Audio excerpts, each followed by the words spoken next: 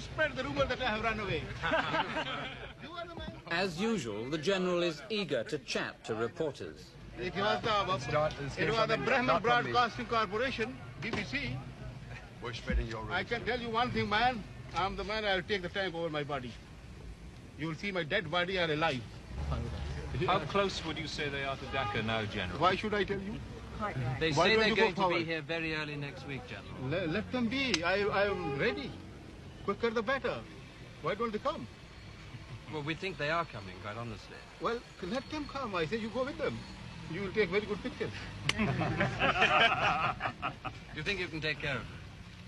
Take care of who? The Indians. My goodness. Anybody else is also with them. Not only Indians. You look after us, General. Inshallah, come to me anytime. At your service, gentlemen. Anytime. What do you see happening when the Indians do hit town, General? Well, I told you we'll fight it out. Is there a real possibility of street-by-street fighting? Inshallah, we'll keep them away. The feeling is that you don't have enough men here in the town to put up a big fight. Makes no difference. I never show my men. Will you make any attempt at a conditional surrender? No, sir. The question is either we live or we die. Colonel, is there any question of a surrender yet, do you know? Would you know? No, no surrenders. Yeah. There's no question of it. You know for sure, no question. No question of any surrender. That what General Niazi has been saying still stands. You fight to the last man. He means it. And you mean it with him, or of course, all of you behind him? Everyone. General, could you give us a quick rundown of how you view the situation at this time? Well, actually, as I told you, I'm not in command of the troops.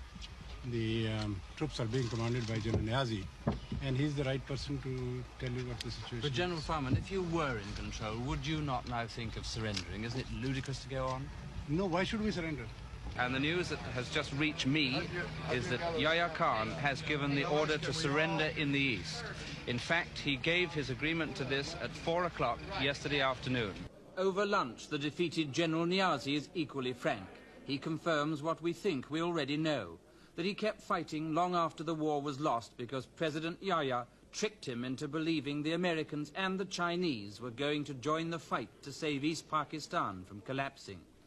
When I suggested to General Niazi that he made a major tactical blunder in defending the prestige border towns instead of withdrawing to a defensive area around Dhaka, he says, "Yes, I know all that, and so did my commanders.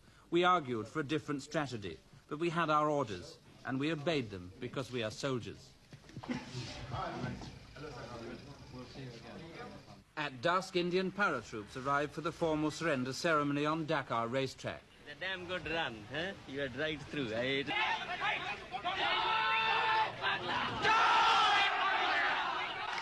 Unofficially, the birth of the new nation is proclaimed when the Bangladesh flag is raised over the radio station.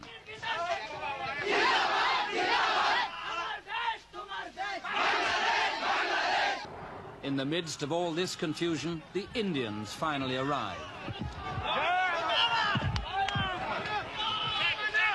Were there moments where they did really put up a fight to the death? Oh, yes. I think practically everywhere. The Pakistani soldiers fought extremely well, I must say. In fact, I would say at times it was so fanatical.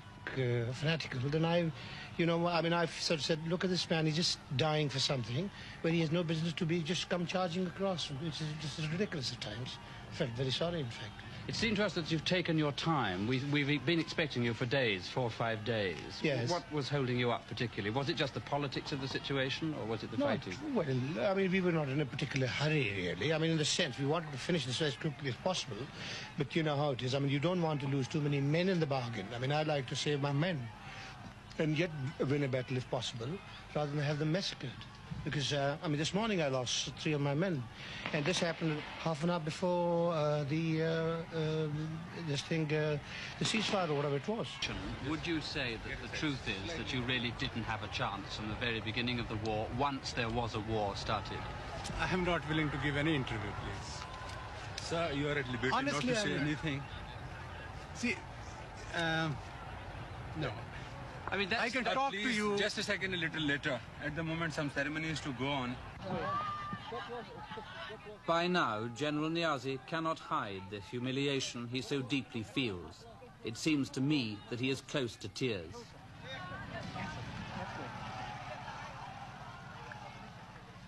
And suddenly, we all feel desperately sorry for the once blustering general. At this moment, I think most of us would have given almost anything to see Yahya Khan in General Niaz's place. The change of ownership of one of the most populated and poorest parts of the world is now being confirmed.